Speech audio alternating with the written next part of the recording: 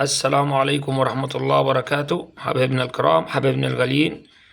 زي ما وعدناكم نجيب لكم كل ما هو جديد، كل ما هو نادر يا حبايبنا الكرام. الحلقة دي جبنا لكم يا حبايبنا الكرام العقيق المصري الملكي النادر يا حبايبنا الكرام.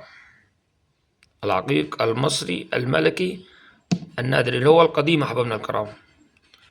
حبايبنا الكرام، العقيق المصري يا حبايبنا الكرام اللي هو الملكي. ملكي، كلمة ملكي يا حبايبنا الكرام اللي هو يعني يستخدموه ملوك الفراعنة القدامى يا حبايبنا الكرام. تمام. ده عقيق عالي جدا جدا جدا يا حبايبنا الكرام، بيتنافس يا حبايبنا الكرام في الأسواق العالمية يا حبايبنا الكرام. بيكتسح الأسواق العالمية يا حبايبنا الكرام. يعني الآن في هذه الأيام، في هذه اللحظات يا حبايبنا الكرام. ليه؟ لأنه يا حبايبنا الكرام الأنماط بتاعته فريدة جدا. تمام. ومفيش حجر يشبه الحجر التاني. تمام يا أحبابنا الكرام. عالي النقاء جدا من الشوائب يا أحبابنا الكرام. تمام. فهو حجر يا أحبابنا الكرام عالي جدا وقيم جدا جدا، ينافس جميع يا أحبابنا الكرام أنواع العقيق. تمام.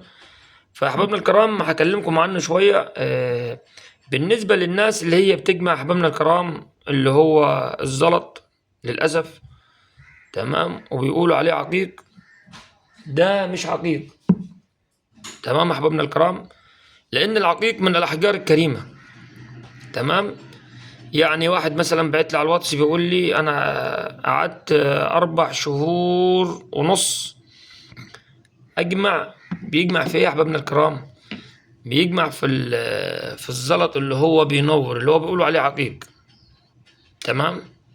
فبيقول قعدت 4 شهور ونص بجمع في الزلط اللي هو بينور ده. تمام.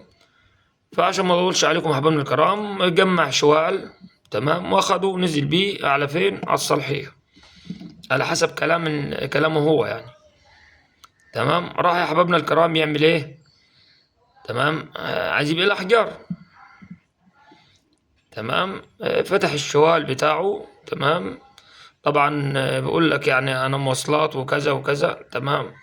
فجه بص ليه ايه. تمام يا حبايبنا الكرام. صاحب المحل بينقي حاجات معينة منه. تمام.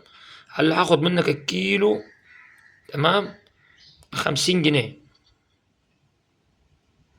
ب50 جنيه. يعني انتوا متخيلين يا حبايبنا الكرام؟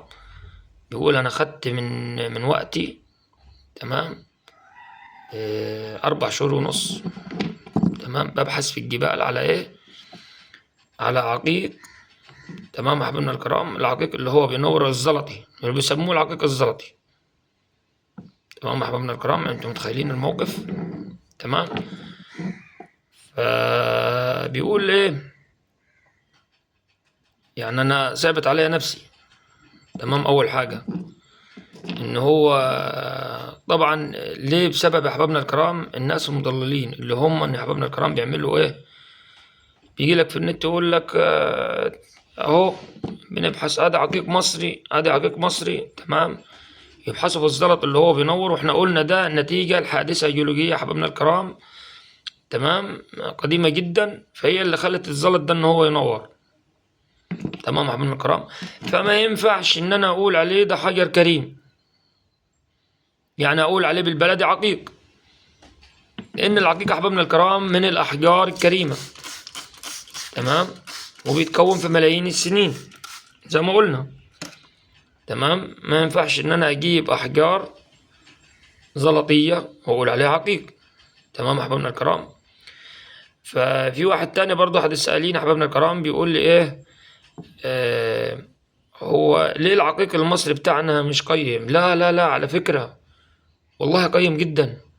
حبايبنا الكرام الملكة نفرتيتي كان حبايبنا الكرام التاج بتاعها كله من العقيق. حبايبنا الكرام في بعض من الزمرد والزبردق وكان معاه العقيق. كان موجود معاها خاتم يا احبابنا الكرام من العقيق. والعقيق من فين يا احبابنا الكرام؟ على فكره الملوك الفراعنه زمان ما كانوش بيستوردوا ولا بيجيبوا من بره يعني يعني ما كانوش بيجيبوا من بره. تمام. فكل الاحجار الموجوده معاهم من هنا، من مصر. تمام. فجمال العقيق اللي هو بيوجدوه احبابنا الكرام زمان في المقابر وفي الحاجات دي احبابنا الكرام، عقيق مصري. ولذلك احبابنا الكرام يعني وجدوا في انماط واشكال احبابنا الكرام جميله جدا جدا جدا في العقيق المصري. انا الحلقه دي جبت لكم، انا هعمل لكم سلسله كامله ان شاء الله باذن الله. تمام. الحلقه دي جبت لكم اللون الارجواني اللي هو فيه درجات البنفسجي.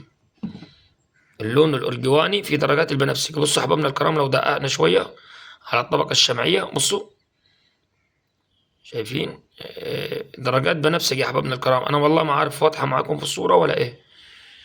تمام. تمام احبابنا الكرام. ودي درجه بنفسجي برضه احبابنا الكرام، ولكنها ايه، بصوا هي الطبقه الشمعيه مغطياها. تمام احبابنا الكرام. دي ايه، شجريه. تمام احبابنا الكرام. ارجواني. فالعقيق الارجواني احبابنا الكرام اللي هو فيه درجات البنفسجي نادر جدا جدا جدا جدا جدا. تمام. ايه بقى اللي هو بيدل على اصالة العقيق اللي هو موجود معايا يا احبابنا الكرام؟ بصوا معايا، ركزوا كويس في الحجر ده. خطوط الزعفران شايفين اهو، اهو يا احبابنا الكرام. تمام. فيا احبابنا الكرام انا ان شاء الله باذن الله هوريكم. تمام يا احبابنا الكرام اشكال والوان، تمام، وانواع في العقيق المصري يا احبابنا الكرام، والله العظيم مش هتصدقوا. تمام. فاحنا الله يسهل لخلقه، احنا مش هنقول زي المضللين اللي هم ايه عايزين يكسبوا مشاهدات واشتراكات وحاجات زي كده. هنقول لكم مثلا نجيب زلط ونقول عليه عقيق، لا حبابنا الكرام والله العظيم. يعني انا بقول لكم، انا بالنسبه لخبرتي في الاحجار والله اللي قابلته في العقيق المصري، مش عشان انا مصري وبقول لك كده تمام، لا لا والله، بس والله العظيم في اشكال وانواع من العقيق المصري نادره جدا وانماط. وعلى فكره مفيش حجر شبه التاني، مفيش قطعه بتبقى شبه التانية. بيبقى نفس مثلا لون مثلا ارجواني فيه، بس مفيش واحده شبيهه للتانية. الحجر لما تيجي تشقه في النص كده من الداخل، تمام، بتلقى اشكال والوان عجيبه جدا. تمام. وفخامه حبابنا الكرام.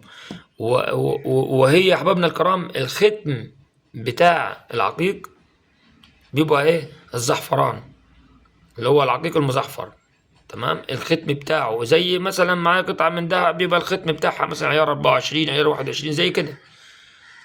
فاللي بتدل على اصاله الحجر الكريم اللي هو العقيق. العقيق احبابنا الكرام على فكره من الاحجار الكريمه، بقولها تاني وبكررها تاني، العقيق من الاحجار الكريمه.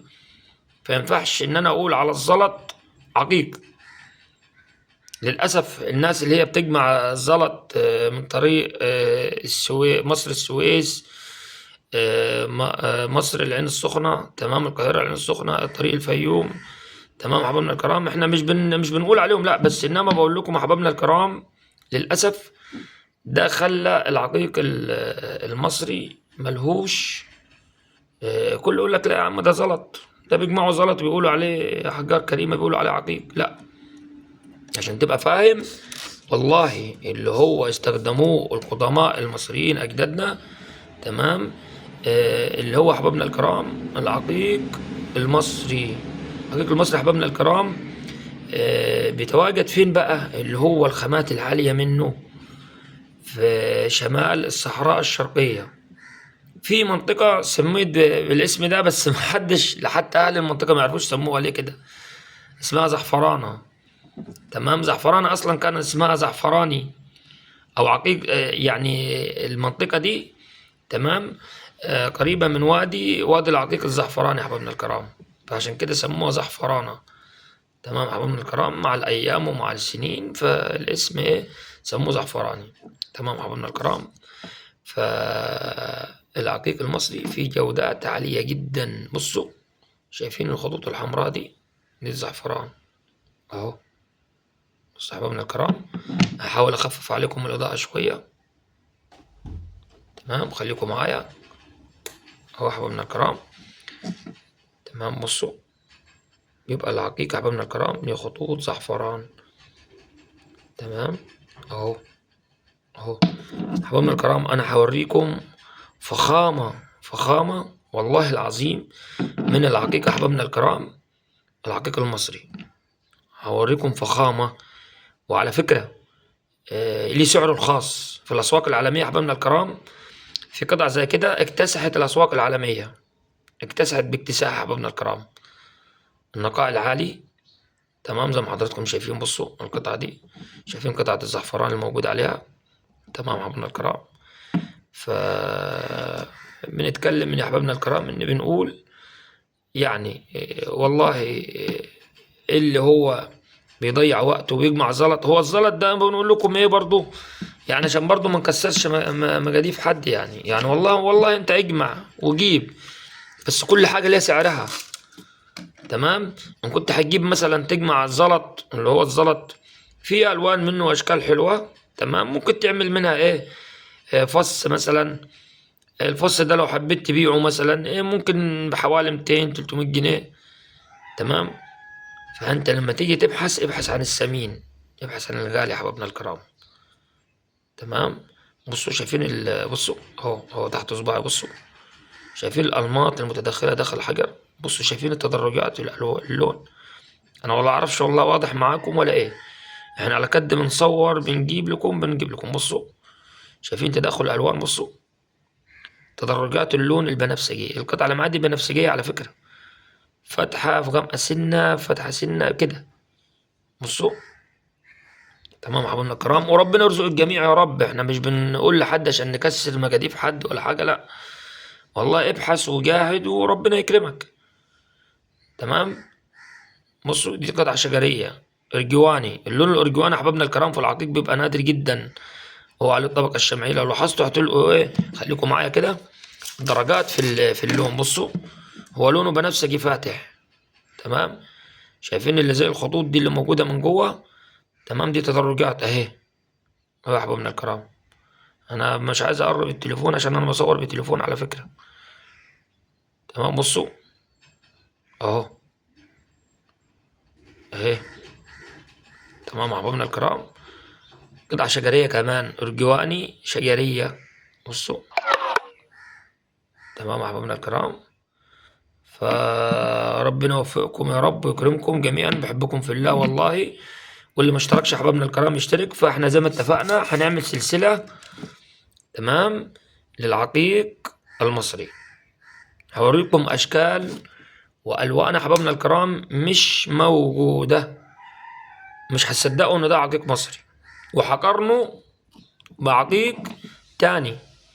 هقارنه لكم يعني هجيب لكم قطعة من عقيق تاني يا حبايبنا الكرام. بصوا شايفين التداخل الالوان. بصوا شايفين النقط الحمراء دي الزعفران، الخطوط الحمراء دي ده الزعفران يا حبايبنا الكرام. بصوا اهو. اللون الاصفر ده برضو. بصوا اللي عامل زي القشر ده شايفينه ده الاصفر.